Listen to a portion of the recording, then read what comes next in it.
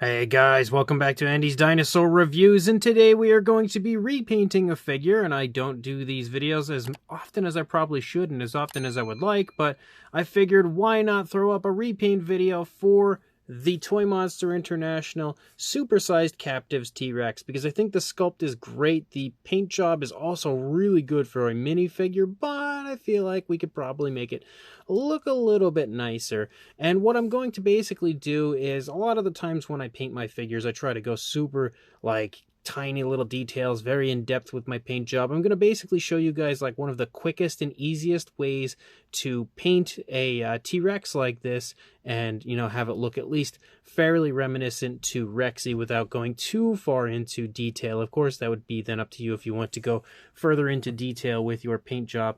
As you can see before us here are all of the paints that I'm going to use today. It is possible I might remember a different paint that I want to use in the middle of this.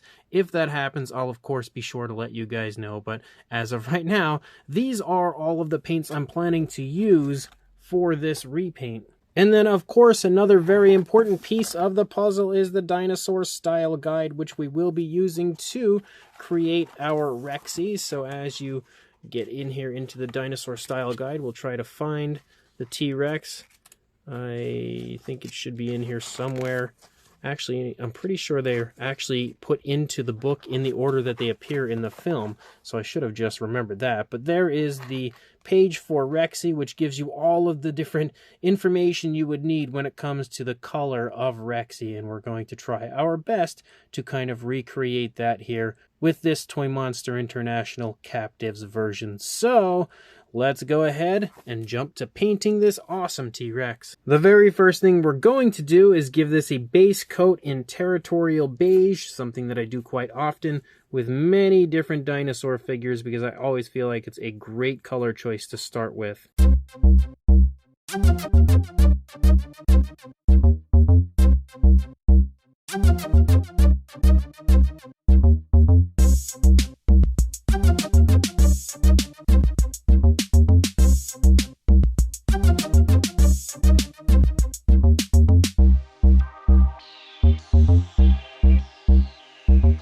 So we have added that Territorial Beige base coat. Now the next thing we're going to do is just add some black through pretty much the upper part of the dinosaur, down toward the arm, and then down the front of the leg and out into the tail, which we will of course cover up, but this just helps to add a little bit of depth to the paint job.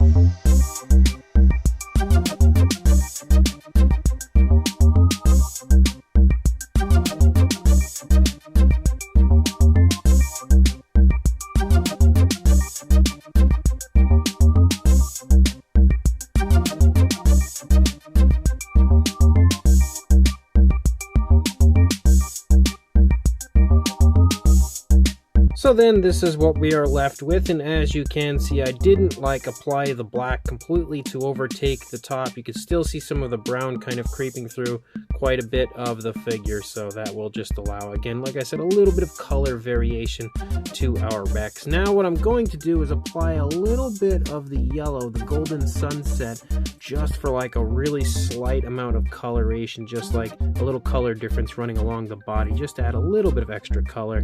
Not something that you're really going to see too well when it's fully finished, but it's going to add just a little extra color to the side of our Rex.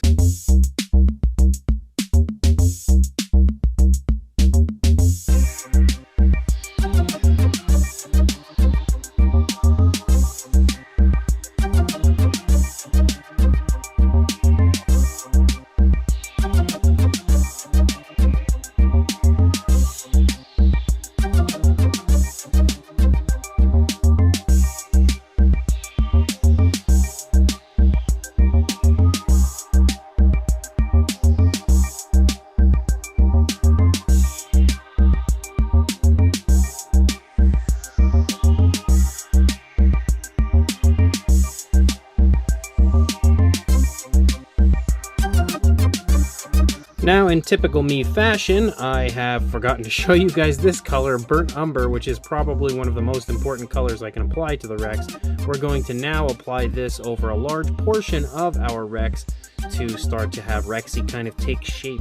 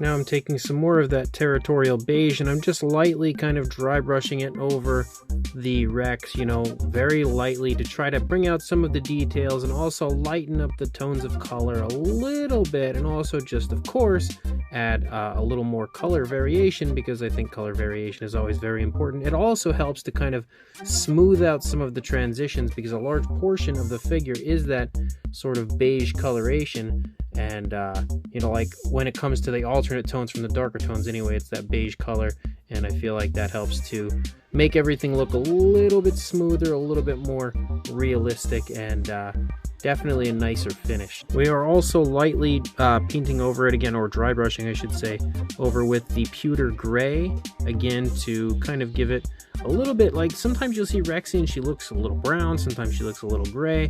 I feel like adding this helps to kind of give her the best of both of those visuals, again with a little mixture of browns and grays together. We are then going to take some of this khaki coloration and we're going to apply it mostly to like the underside, a little bit in the palette, you know, running along the lower jaw and running along the underside, the back of the legs and stuff, just again to add that lighter coloration you see on the lower part of Rexy.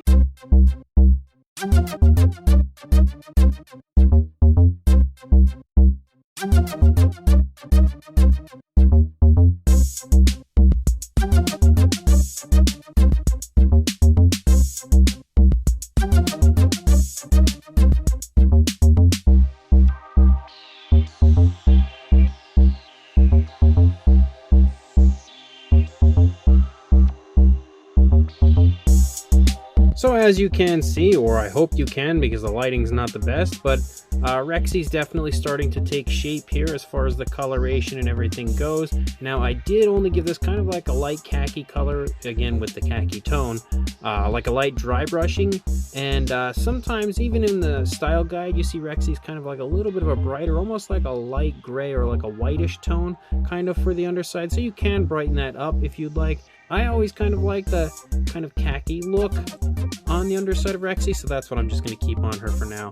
But the next step would be to take some pavement and very, very lightly give Rexy the stripes that we see moving along the back.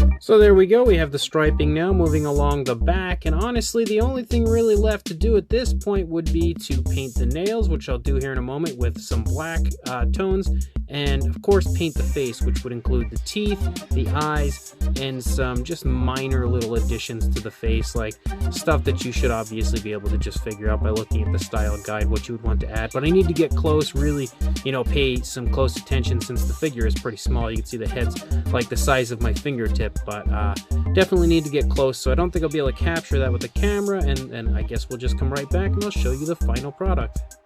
So here is our finished Rexy, and I think it turned out pretty nice. I think overall it definitely captures the general appearance of Rexy really nicely. Toy Monster International did a fantastic job on the sculpt of this figure, and definitely something that, even though the original paint was pretty nice, for what it is, it obviously wasn't given that much care, that much attention, because they really can't do that. That's as good as I think you could get for a mass-produced figure like that.